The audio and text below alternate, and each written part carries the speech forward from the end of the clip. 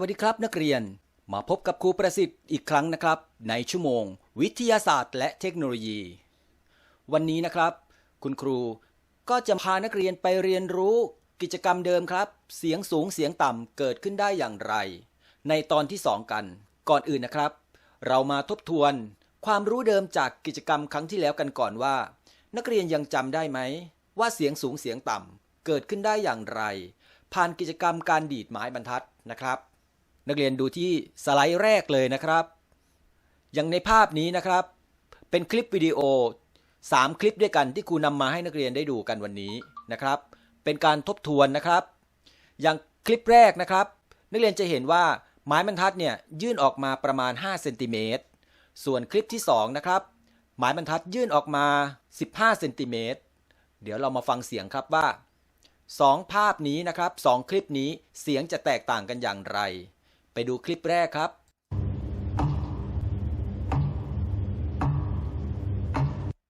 คลิปที่2นะครับ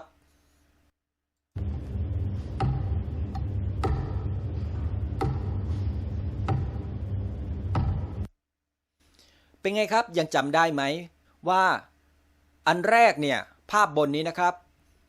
ลักษณะของไม้บรรทัดที่ยื่นออกมาความยาวจะน้อยกว่าเมื่อไปเปรียบเทียบกับมวลก็เพราะว่ามวลก็ย่อมน้อยใช่ไหมครับส่วนไม้บรรทัดอันข้างล่างความยาวยื่นออกมามากเมื่อไปเทียบกับมวลที่ยื่นออกมาก็จะมีค่ามากตามความยาวของไม้บรรทัดทีนี้มาดูการสั่นนะครับเราก็ยังพบอีกว่ามวลน้อยการสั่นจะทำไมครับสั่นได้ง่ายใช่ไหมครับเพราะว่าวัตถุใดๆก็ตามนะครับถ้ามีมวลน้อยเมื่อมีแรงมากระทำเนี่ยมันจะทำให้เกิดการเปลี่ยนแปลงหรือเกิดการเคลื่อนที่ได้ง่ายเพราะฉะนั้นไม้บรรทัดอันเล็กเมื่อเราใช้แรงมือในการกดหรือดีดให้มันสั่นเนี่ยมันก็จะสั่นได้ง่ายขึ้นความถี่ในการสั่นของมันเนี่ยก็จะมากส่วนไม้บรรทัดใหญ่มันมีมวลมากแรงกดแรงเท่าเดิมนะครับพบว่ามันเคลื่อนที่ได้ยากนะครับเพราะฉะนั้นการสั่นของมันก็จะช้านักเรียนสังเกตเห็นไหมครับว่าเราเห็นสั่นช้าขณะที่เราเห็นความถี่ในการสั่นของมันแต่อันเล็กนี้นะครับอันสั้นๆเนี้ยเรามองไม่ทันเลยนะครับจากความสัมพันธ์ดังกล่าวนะครับทำให้เราทราบว่ามวลมีผลต่อความถี่มากหรือถี่น้อยของวัตถุที่เป็นแหล่งกำเนิดเสียงนะครับก็จะพบว่าไม้บรรทัดอันนี้จะให้เสียงอะไรครับให้เสียงสูงใช่ไหมครับส่วนความยาวของไม้บรรทัดที่ยื่นออกมามากๆการสั่นของมันก็จะสั่นน้อยเสียงที่ได้ออกมาก็จะเป็นเสียงต่ำนะครับทีนี้มาดูคลิปต่อไปครับคลิปนี้นะครับนักเรียนสังเกตเห็นไหมครับว่าสายกีตาร์แต่ละสายมีขนาดแตกต่างกันใช่ไหมครับสายบนนักเรียนก็พอจะบอกได้ใช่ไหมว่ามันย่อมมีมวลมากที่สุดเพราะว่าขนาดเส้นของมันเป็นไงลูกหนาใช่ไหมครับส่วนสายที่อยู่ล่างสุดก็เส้นเล็กมากแสดงว่าก็ย่อมมีมวลน้อยทีนี้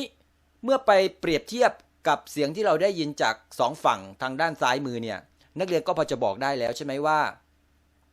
เส้นไหนที่ให้เสียงต่ำนะครับเส้นไหนที่ให้เสียงสูงโอเคนะครับครูก็จะเปิดคลิปให้นักเรียนได้ฟังกันแล้วก็ยืนยันคำตอบของนักเรียนครับ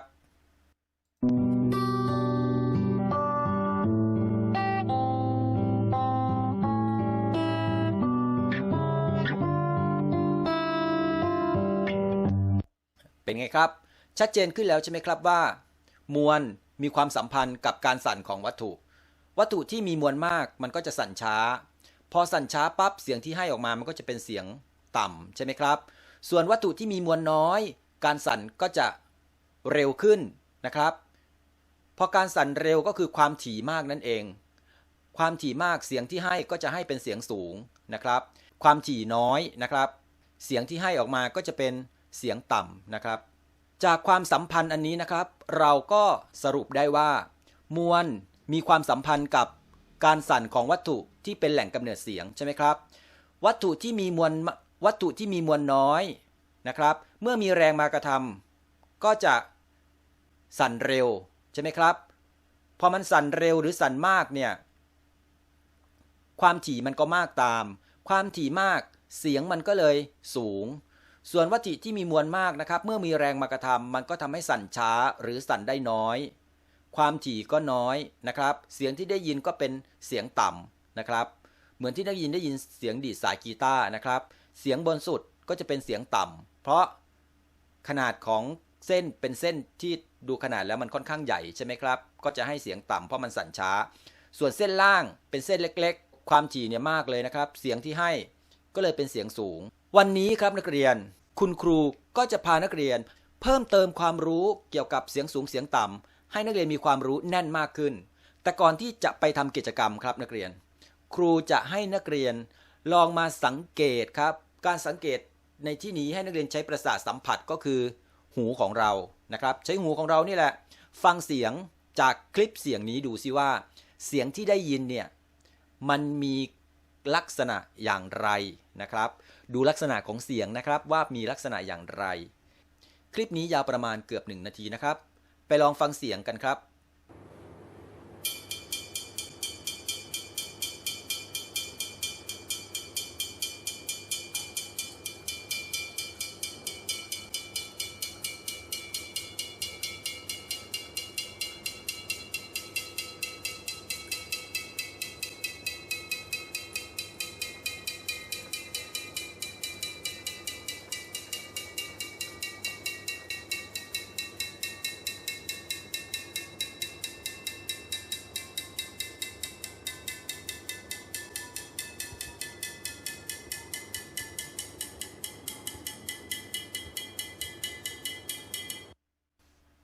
เป็นยังไงบ้างครับนักเรียนพอจะบอกครูได้ไหมว่าฟังเสียงนี้ออกไปแล้วระดับเสียงเป็นยังไง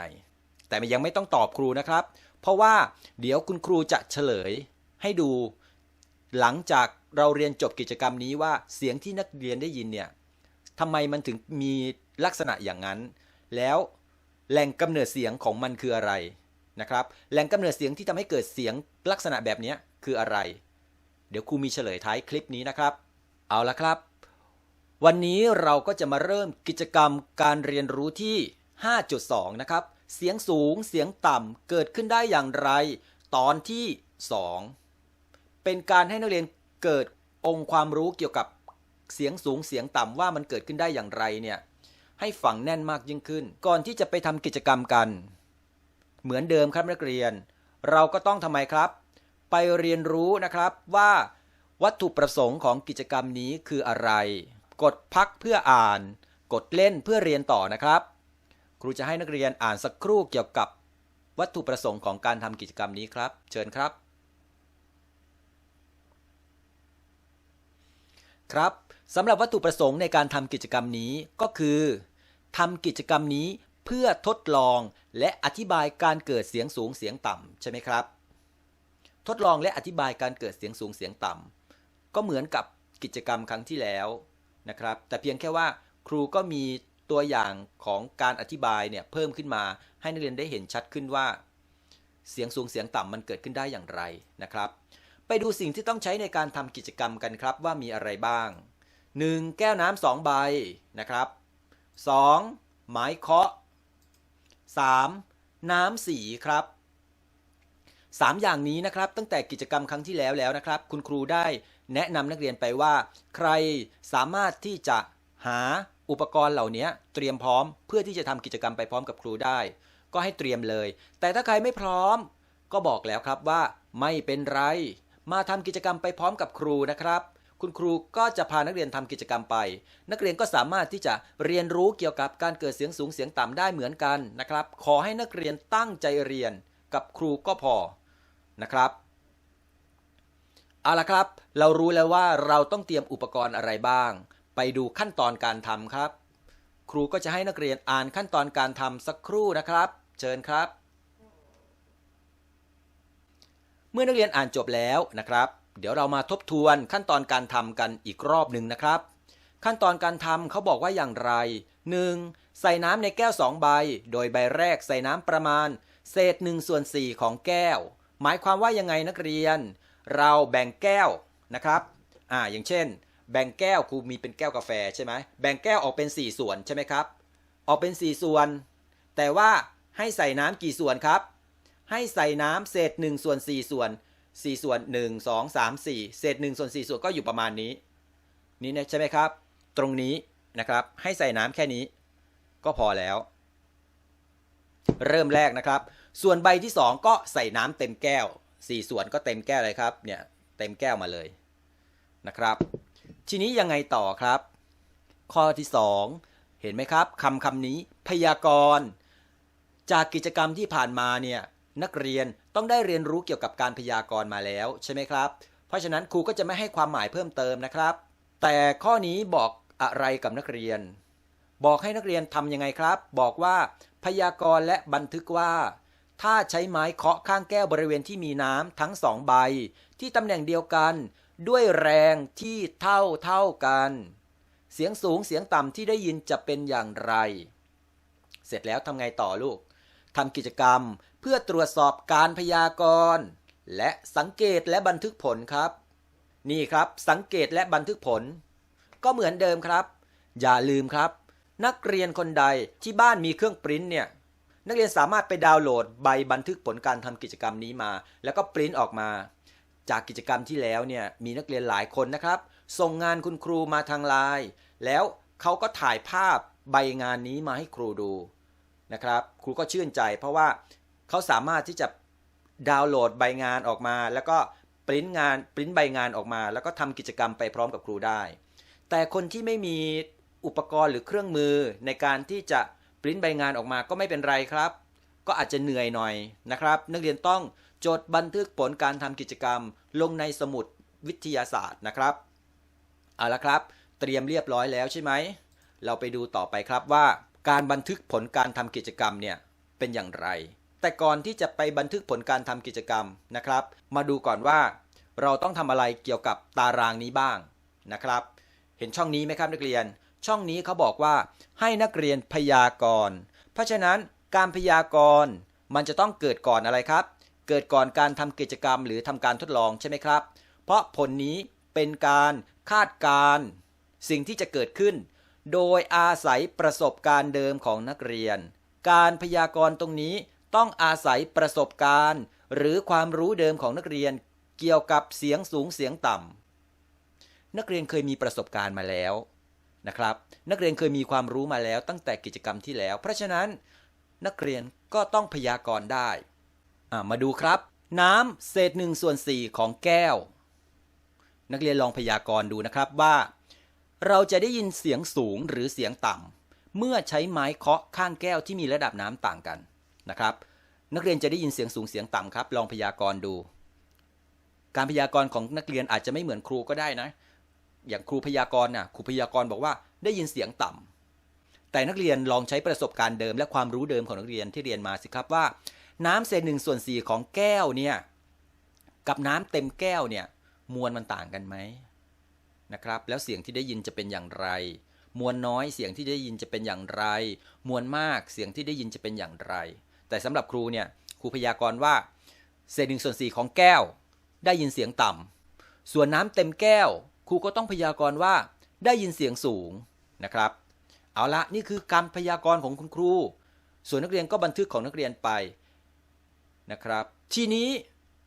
เราก็จะต้องไปทำอะไรลูก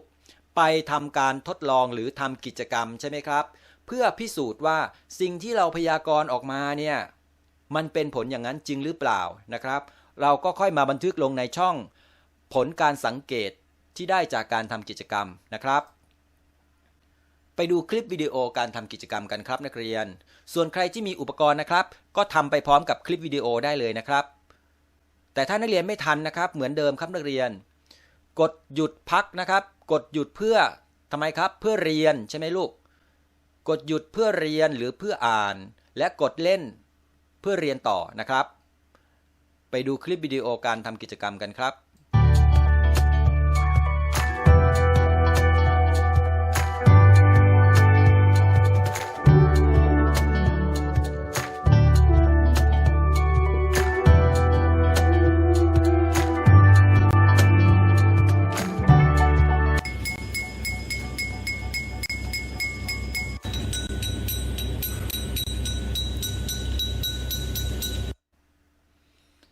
เห็นไหมครับ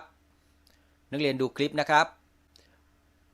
นี่คือช่วงที่เติมน้ำใช่ไหมครับอันนี้น้ำเศษ1/4ของแก้วนะครับส่วนนี้น้ำเต็มแก้วการเคาะนะครับ การเคาะผู้ทำกิจกรรมหรือผู้ทดลองเนี่ยเขาก็เคาะด้วยแรงที่เท่าเดิมนะครับเคาะด้วยแรงที่เท่าเดิมตะเกียบก็ไม้เคาะเนี่ยก็ไม้เคาะอันเดิมนะครับนักเรียนสังเกตลักษณะของแก้วเนี่ยก็เป็นลักษณะทรงเดียวกันนะครับ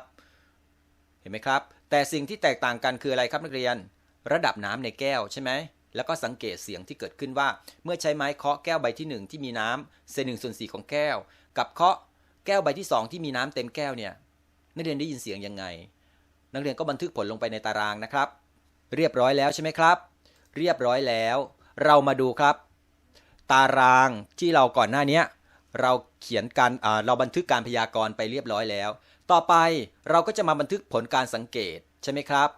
เดี๋ยวทบทวนย้อนไปอีกทีนะครับเดี๋ยวครูจะพานักเรียนย้อนไปเองไปดูใหม่นะครับจะดูช่วงที่เขาเคาะแก้วดีกว่านะครับมาดูช่วงที่เคาะแก้วอยู่ประมาณนี้ไปฟังเสียงอีกครั้งนะครับจะได้ยืนยันสิ่งที่นักเรียนสังเกตได้ว่านักเรียนสังเกตได้ตามนี้หรือเปล่านะครับทีนี้จากเมื่อกี้เนี่ยจะเห็นว่าเสียงของแก้วที่มีน้ำแค่เศษ1/4มันจะให้เสียงอะไรนักเรียนให้เสียงสูงใช่ไหมครับเราจะได้ยินเสียงสูงส่วนน้ำเต็มแก้วจะได้ยินเสียงต่ำลงมาเมื่อนำผลการสังเกตนะครับไปเปรียบเทียบกับการพยากรณ์พอเปรียบเทียบแล้วมีใครเหมือนกันไหมครับอย่างของครูเนี่ยเห็นเลยใช่ไหมว่าครูพยากรณ์ผิดแต่ครูเชื่อว่านักเรียนของครูต้องพยากรณ์ถูกแน่นอนใช่ไหมใครหลงเชื่อครูนะครับพยากรณ์ตามครูโดยไม่ใช้ประสบการณ์หรือความรู้เดิมมาเนี่ยโดนหลอกครับแสดงว่าน้ำเศษ1/4ของแก้วนะครับเมื่อเคาะเราจะได้ยินเสียงสูงส่วนน้ำเต็มแก้วเมื่อเคาะเราจะได้ยินเสียงต่ำเดี๋ยวคุณครูจะนำตารางนี้นะครับไปอภิปรายกับนักเรียนการอภิปรายของครูก็เหมือนเดิมครับคุณครูก็จะมีคำถามมาถามนักเรียนก็ตอบนะครับซึ่งผลของคำตอบนักเรียนก็สามารถบันทึกลงในใบบันทึกผลการทำกิจกรรมได้เลยนะครับมาดูครับมวลของน้ำในแก้วแตกต่างกันอย่างไรเห็นไหมครับนี่แก้วใบที่1เป็นไงลูกน้ำเต็มแก้วใช่ไหมครับน้ำเต็มแก้วกับแก้วใบที่2น้ำเศษ1/4ของแก้วมวลมันย่อมแตกต่างกันอยู่แล้วนักเรียนพอจะบอกครูได้ไหมว่ามวลของน้ำในแก้วแตกต่างกันอย่างไรนะครับแก้วที่มีน้ำเต็มแก้วมีมวลมากกว่าแก้วที่มีน้ำแค่เศษ1/4ของแก้วนะครับนั่นก็แสดงว่าใบที่1นี้มีมวลมากกว่าใบที่2โอเคนะครับเมื่อเราทราบมวลแล้วใช่ไหมต่อไปมวลของน้ำในแก้วสัมพันธ์กับเสียงสูงเสียงต่ำที่ได้ยินอย่างไรมวลของน้ำในแก้วสัมพันธ์กับเสียงสูงเสียงต่ำที่ได้ยินอย่างไรไปสังเกตเสียงอีกครั้งครับ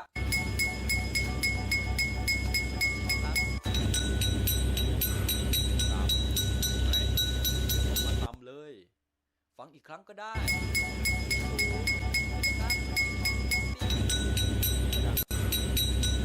ต่ำลงบอกได้หรือยังว่ามวลของน้ำในแก้วสัมพันธ์กับเสียงสูงเสียงต่ำอย่างไรเห็นไหมครับคุยกันก่อนนะอภิปรายกันก่อนมวลมากเสียงต่ำมวลน้อยเสียงสูงเราก็นำคำตอบนี้แหละครับสิ่งที่เราสังเกตได้เนี่ยเอาไปตอบคำถามครูการตอบคำถามครูก็จะได้อย่างนี้ครับสัมพันธ์กันโดยแก้วที่มีมวลน้ำน้อยเมื่อเคาะจะได้ยินเสียงสูงส่วนแก้วที่มีมวลน้ำมากเมื่อเคาะก็จะได้ยินเสียงต่ำนักเรียนก็บันทึกผลการอภิปรายนะครับเป็นการตอบคำถามหลังการทำกิจกรรมกดพักเพื่ออ่านนักเรียนกดเล่นเพื่อเรียนต่อนะครับไปดูข้อที่3ครับคำถามถามว่า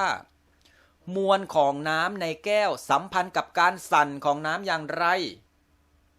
แตกต่างจากข้อที่แล้วยังไงข้อที่แล้วบอกมวลของน้ำในแก้วสัมพันธ์กับเสียงสูงเสียงต่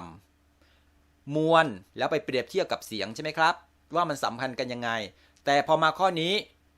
มวลไปเปรียบเทียบกับการสั่นครับไปเปรียบเทียบกับการสั่นว่ามันสัมพันธ์กันอย่างไรพอจะบอกครูได้ไหมมวลไปเปรียบเทียบกับการสั่นเมื่อมีมวลมากใช่ไหมครับถ้ามีแรงมากระทำกับมวลนั้นกับวัตถุอันนั้นเนี่ยวัตถุที่มีมวลมากก็จะมีการเปลี่ยนแปลงการเคลื่อนที่ได้ทำไมได้ยากใช่ไหมครับ เมื่อมันเปลี่ยนแปลงได้ยากก็นั่นแสดงว่าการสั่นของมันก็ต้องสั่นช้าหรือสั่นยากขึ้นนะครับส่วนวัตถุที่มีมวลน้อยนะครับวัตถุที่มีมวลน้อยเมื่อมีแรงมากระทำมันก็เกิดการเปลี่ยนแปลงการเคลื่อนที่ได้ง่ายขึ้นมันก็ทำให้มันสั่นเร็วขึ้นดูซิว่ามันสอดคล้องไหมครับครับสัมพันธ์กันครับโดยเมื่อเคาะแก้วที่มีมวลของน้ำมากนะครับความถี่ในการสั่นของน้ำจะน้อยนะครับแต่เมื่อเคาะแก้วที่มีมวลน้อยมวลน้ำน้อยนะครับความถี่ในการสั่นของน้ำก็จะมากเห็นไหมครับมวลน้อยเนี่ยมันจะสั่นได้เร็วมันก็เลยสั่นมากใช่ไหมครับมวลมากมันจะสั่นได้น้อยนะครับความถี่มันก็เลยน้อยตามนะครับการสั่นมันก็สั่นได้น้อยตามต่อไปมาดูครับเสียงสูงเสียงต่ำที่ได้ยินสัมพันธ์กับความถี่ในการสั่นของน้ำอย่างไรลักษณะของคำถามเนี่ยจะเป็นคำถามที่ให้นักเรียนพัฒนาการตอบพัฒนาความรู้ขึ้นมาเรื่อยๆจนให้นักเรียนได้เกิดองค์ความรู้ที่ชัดเจนเกี่ยวกับเรื่องเสียงสูงเสียงต่ำได้ง่ายมากยิ่งขึ้นนะครับมาดูเห็นไหมข้อนี้เสียงสูงเสียงต่ำที่ได้ยินสัมพันธ์กับความถี่ในการสั่นของน้ำอย่างไรเพราะเหตุใดนะครับเห็นไหมครับเมื่อความถี่ในการสั่นของน้ำเนี่ย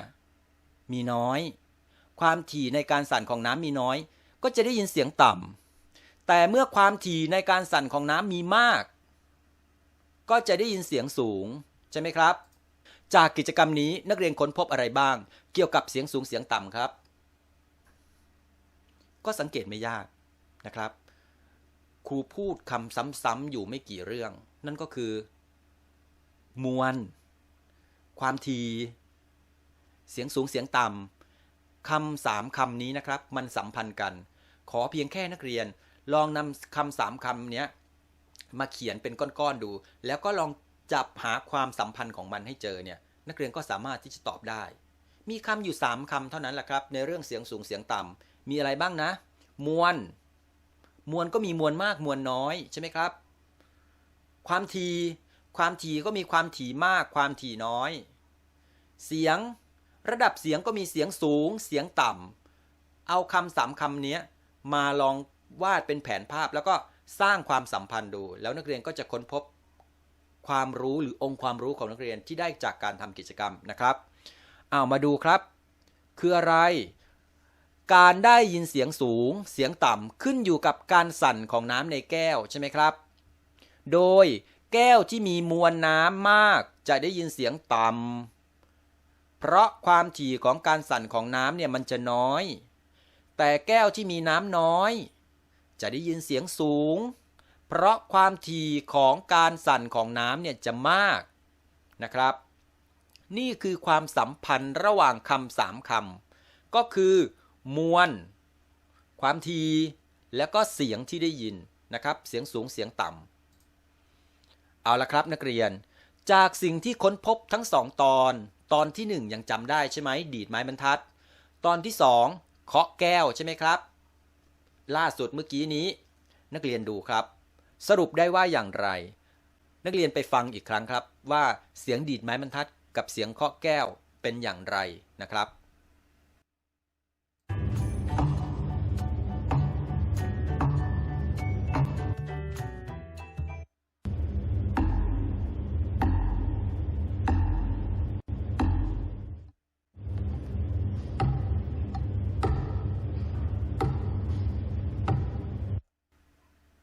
ทีนี้มาดูการเคาะแก้วนะครับ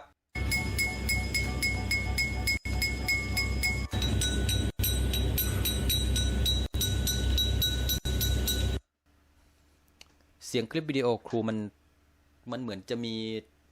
เสียงเหมือนคลื่นแทรกนะนักเรียนหวังว่าก็คงไม่เป็นไรนะเอาละครับจากกิจกรรมทั้ง2ตอนเนี่ยมันพอจะทำให้นักเรียนบอกได้ไหมว่านักเรียนค้นพบอะไรบ้างครับสิ่งที่เรียนค้นพบก็คือเสียงสูงเสียงต่ำเกิดจากการสั่นของแหล่งกำเนิดเสียงเห็นไหมครับครูเปลี่ยนคำใหม่แล้วนะครับก็คือใช้คำว่าแหล่งกำเนิดเสียงครูจะไม่ใช้ไม้บรรทัดแล้วครูจะไม่ใช้น้ำในแก้วแล้วเพราะ2ตัวนี้2อย่างนี้ คือตัวแทนของแหล่งกำเนิดเสียงไม่ว่าแหล่งกำเนิดเสียงจะเป็นวัตถุใดๆก็ตามถ้ามันเกิดการสั่นมันก็ย่อมให้เสียงการสั่นของมันเป็นไงครับคือมีความสัมพันธ์กับมวลแน่นอนนะครับแต่เพียงแค่ว่าในกิจกรรมเนี่ยคุณครูได้นำไม้บรรทัดกับนำแก้วมาให้นักเรียนได้ทำกิจกรรมนะครับเอาละครับทีนี้ทบทวนอีกครั้งนะครับเสียงสูงเสียงต่ำเกิดจากการสั่นของแหล่งกำเนิดเสียงที่สั่นด้วยความถี่แตกต่างกันโดยถ้าแหล่งกำเนิดเสียงสั่นด้วยความถี่มากนั่นคือสั่นได้เร็วขึ้นนะครับสั่นได้เร็วเนี่ยสั่นมากเนี่ยจะเกิดเสียงสูงแต่ถ้าแหล่งกำเนิดเสียงสั่นด้วยความถี่ต่ำจะเกิดเสียงต่ำซึ่งความถี่ของแหล่งกำเนิดเสียงขึ้นอยู่กับอะไรครับขึ้นอยู่กับมวลของแหล่งกำเนิดเสียงเห็นไหมที่พูดมาทั้งหมดนะครับที่เขียนบรรยายมาทั้งหมดเนี่ยมันมาจบอยู่ตรงนี้ครับความถี่ของแหล่งกำเนิดเสียงขึ้นอยู่กับมวลของแหล่งกำเนิดเสียงครับว่าแหล่งนั้นน่ะแหล่งกำเนิดเสียงนั้นมีมวลมากหรือมวลน้อยมันก็จะไปสัมพันธ์กับความถี่ก็จะไปสัมพันธ์กับเสียงสูงเสียงต่ำอีกทีหนึ่งนะครับยังจำคลิปเสียงแรกได้ใช่ไหมครับว่านักเรียนครูให้นักเรียนหลับตาฟังเสียงนั้นแล้วเสียงเป็นอย่างไรนะครับให้นักเรียนหลับตาฟังเสียงแล้วเสียงเป็นยังไงมาดูภาพนี้ครับว่ามันใช่เสียงนั้นหรือเปล่า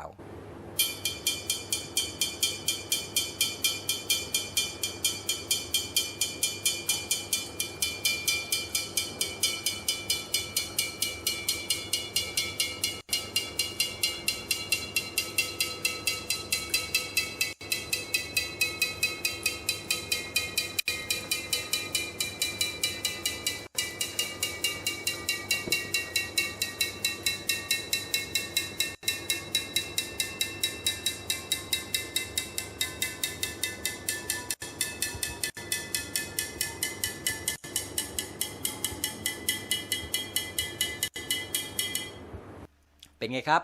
ใช่เสียงที่นักเรียนได้ยินตอนต้นของคลิปใช่ไหมครับแหล่งกำเนิดเสียงของเสียงนั้นก็คือโหลแก้วอันนี้ครับที่ใส่น้ำเข้าไปแต่ตอนแรกเห็นไหมครับว่าใส่น้ำเพียงแค่ประมาณเศษ1/4ของโหลนี้นะครับแล้วก็เคาะด้วยแรงเดิมนะครับแรงเดิมเคาะด้วยพลังงานของแรงที่ขนาดของแรงเท่าเดิมเคาะไปเรื่อยๆแล้วเกิดต่อไปทำยังไงครับก็เทน้ำเติมลงไปใช่ไหมครับการเทน้ำสีเติมลงไปเนี่ยเพื่อเพิ่มอะไรให้กับน้ำในโหลใบนี้ครับถูกต้องครับนักเรียนเพิ่มมวลนะครับการเติมน้ำเข้าไปนั่นก็คือเพิ่มมวลให้มวลของน้ำในแก้วใบนี้มีมวลมากขึ้น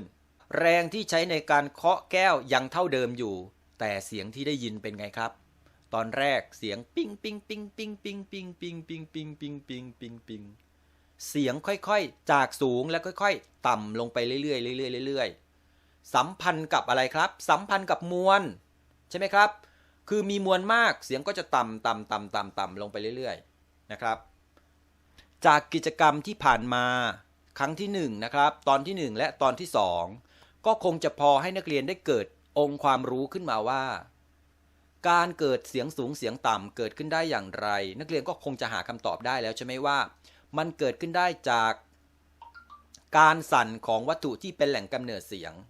ว่ามีการสั่นมากสั่นน้อยนะครับซึ่งการสั่นของมันก็จะไปมีความสัมพันธ์กับมวลของวัตถุที่เป็นแหล่งกำเนิดเสียงนะครับถ้ามีมวลน้อยมันก็จะสั่นได้มากพอมันสั่นได้มากความถี่มันก็มากเพราะความถี่มันก็มากเสียงมันก็สูงใช่ไหมครับตรงกันข้ามนักเรียนถ้าวัตถุที่เป็นแหล่งกำเนิดเสียงมีมวลมากการสั่นมันก็สั่นได้น้อยความถี่มันก็น้อยเสียงมันก็เลยออกมาเป็นเสียงต่ำนะครับจากทั้ง2กิจกรรมคุณครูก็หวังว่านักเรียนคงได้เรียนรู้เกี่ยวกับเสียงสูงเสียงต่ำไปได้พอสมควรนะครับสร้างองค์ความรู้ให้กับตนเองได้นักเรียนอาจจะเอาไปทดลองกับอุปกรณ์ชิ้นอื่นก็ได้นะครับว่า มวลมีผลต่อการเกิดเสียงสูงเสียงต่ำจริงหรือไม่นะครับก็ลองไปทำกิจกรรมกันดูนะครับในเรื่องต่อไปคุณครูก็ยังอยู่เรื่องเสียงกับการได้ยินอยู่เหมือนเดิมแต่เราจะเปลี่ยนเรื่องไปแล้วไปเรียนเกี่ยวกับว่าเสียงดังเสียงค่อยเนี่ยมันขึ้นอยู่กับอะไรฟังอีกครั้งนะครับเสียงดังเสียงค่อยเนี่ยมันขึ้นอยู่กับอะไรทำไมมันถึงเกิดเสียงดังทำไมมันถึงเกิดเสียงค่อยนะครับสำหรับวันนี้คุณครูประสิทธิ์ขอจบการเรียนรู้เกี่ยวกับเสียงสูงเสียงต่ำไว้เท่านี้สวัสดีครับ